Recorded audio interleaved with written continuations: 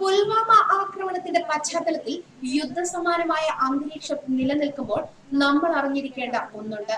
ഈ ഭീകരാക്രമണത്തിൽ ഇന്ത്യയിൽ എത്ര നിരപരാധികൾ കൊല്ലപ്പെട്ടു, എത്ര സൈനികരുടെ കുടുംബങ്ങൾ അനാഥരായി എന്നാണ് ഇതിനൊരു അവസാനം. 2014 മുതൽ 19 വരെയുള്ള കാലയളവിൽ ഇന്ത്യയിൽ ജനങ്ങളുടെയും സൈനികരുടെയും ജീവനെടുത്ത 2442 ഭീകരാക്രമണങ്ങൾ ഉണ്ടായി. ഇതിൽ കൊല്ലപ്പെട്ടത് ഭീകരർ ഉൾപ്പെടെ 4493 പേരാണ്. 893 സൈനികരുടെ ജീവൻ ഭീകരാക്രമണത്തിൽ പൊലിഞ്ഞപ്പോൾ 1214 പേർ സിവിലിയൻസ് ആയിരുന്നു. കേന്ദ്ര സർക്കാർ പാർലമെന്റിൽ വെച്ച കണക്ക് പ്രകാരം തന്നെ 2014-നും 2018-നും ഇടയിൽ വടക്കു കിഴക്കൻ മേഖലയിൽ ഉണ്ടായത് 2442 ആക്രമണമാണ്. 366 നാട്ടുകാരും 109 സൈനികരും 508 തീവ്രവാദികളും കൊല്ലപ്പെട്ടുവെന്നാണ് സർക്കാർ കണക്ക്. ദേശീയ പൗരത്വ രജിസ്ട്രിയുടെയും സ്ഥിര താമസ രേഖയുടെയും പേരിൽ ഉടലെടുത്ത സംഘർഷങ്ങളിൽ അസം, അരുണാചൽ പ്രദേശ് തുടങ്ങിയ സംസ്ഥാനങ്ങൾ പുകയുകയാണ്. നക്സൽ ബാധിത പ്രദേശങ്ങളിൽ 5 വർഷത്തിനിടെ 4969 ആക്രമണങ്ങളാണ് നടന്നത്. ഇതിൽ 967 നാട്ടുകാരും 354 സൈനികരും 735 തീവ്രവാദികളും കൊല്ലപ്പെട്ടു. പൊതുവെ സംഘർഷബാധിതമല്ലാത്ത തമിഴ്നാട്, കർണാടക, ബംഗാൾ തുടങ്ങിയ സംസ്ഥാനങ്ങളിൽ പോലും ഈ കാലയളവിൽ 6 ഭീകരാക്രമണം നടന്നു. ഇവിടെയും നിരപരാധികൾ കൊല്ലപ്പെട്ടു.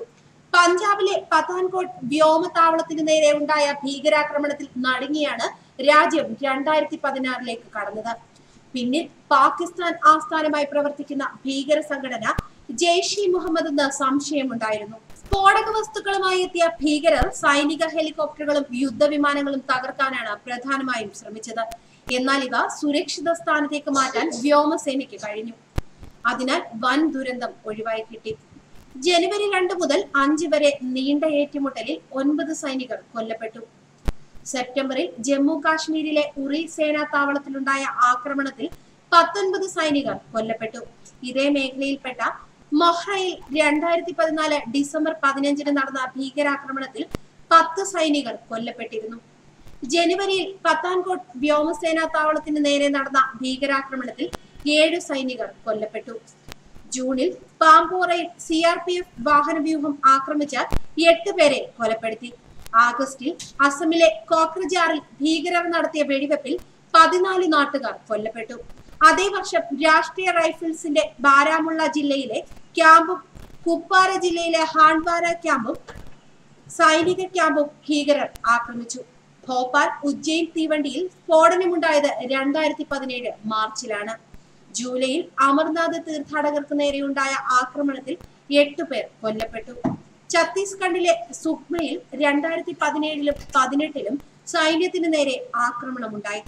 ഒരു വർഷം മുമ്പ് 2018 ഫെബ്രുവരി 10-നാണ് ജമ്മുവിലെ സുഞ്ചുവാൻ കരസേനാ കേന്ദ്രം ജെയ്ഷെ ചാവേറുകൾ ആക്രമിച്ചത്.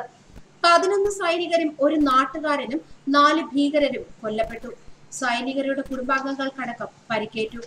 കഴിഞ്ഞ 5 വർഷത്തിനിടെ സംസ്ഥാനത്ത് ഭീകരാക്രമണങ്ങളുടെ എണ്ണം 176% വർദ്ധിച്ചതായാണ് കണക്കുകൾ സൂചിപ്പിക്കുന്നത്. ഇപ്പോൾ പുൽവാമ ആക്രമണത്തിൽ 40 സൈനികർ കൊല്ലപ്പെട്ടു. കാശ്മീർ പ്രശ്നത്തിൽ ശാശ്വതമായ ഒരു പരിഹാരം കണ്ടെത്തിയേ മതിയാകൂ. ഭീകരവാദികൾക്ക് വേണ്ടി ജീവൻ പോലും ബലിയർപ്പിക്കാൻ കാശ്മീരിലെ യുവാക്കൾ തയ്യാറാകുന്നതിന്റെ തെളിവാണ് അഭിനന്ദിന്റെ തദ്ദേശവാസികൾ കയ്യേറ്റം ചെയ്തത്.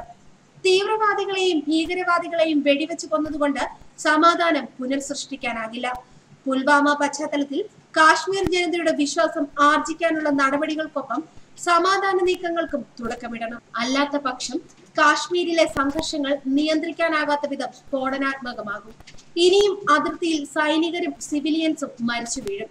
ഇത് എന്നേക്കുമായി അവസാനിപ്പിക്കാനുള്ള ശ്രമങ്ങളാണ് ഉണ്ടാകേണ്ടത്. ന്യൂസ് ഡെസ്ക് മലയാളി വാർത്ത.